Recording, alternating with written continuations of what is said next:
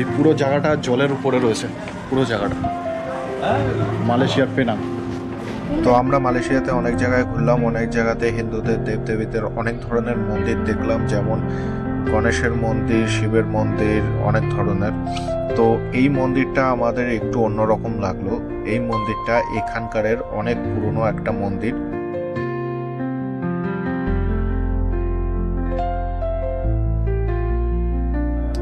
মন্দিরটায় অনেকটাই একই রকমের কালচার হিন্দুদের দেখতে পাওয়া যায়।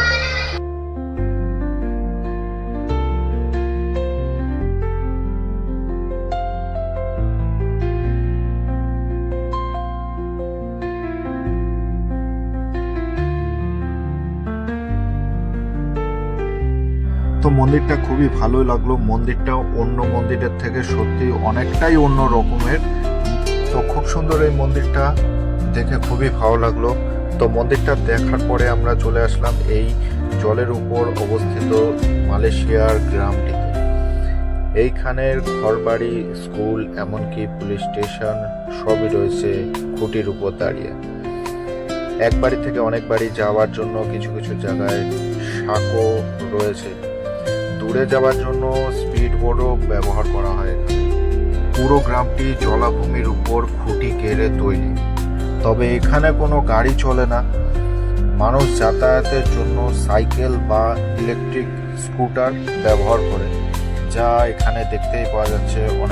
অনেক স্কুটার এখানে রয়েছে দাঁড় করানো। এত বড় জায়গাটা পুরোটা জলের উপর কাঠ দিয়ে তৈরি করা রয়েছে পুরো জায়গাটা। এইখানে অনেক দোকানও রয়েছে, যেখানে বেশিরভাগই রয়েছে সি ফুডের খাবার। এই ধরনের বোট এরা ব্যবহার করে মাছ ধরতে বা ঘুরতে জন্য। এখানে বেশিরভাগ পর্যটক লোকও আসে। এখানকার মানুষগুলোর জীবিকা জলের উপরেই কাটায়। তাদের ছোট ছোট নৌকা, কুঁড়েঘর সমুদ্রের পাশেই রয়েছে। এখানকার জল খুবই স্বচ্ছ, যে তার উপর থেকে নিচে পরিষ্কার দেখা যায়। নানান ধরনের শপও এখানে রয়েছে, নানান ধরনের। তবে খুবই ভালো লাগলো জায়গাটায় এসে।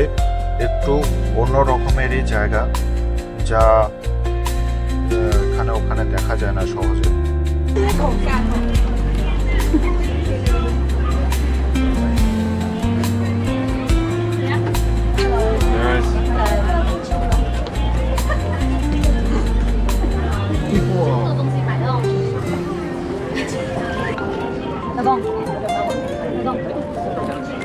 没有那个小鸡肝有吗？给我一点。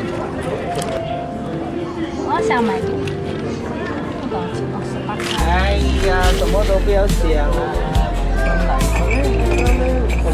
老公，别浪。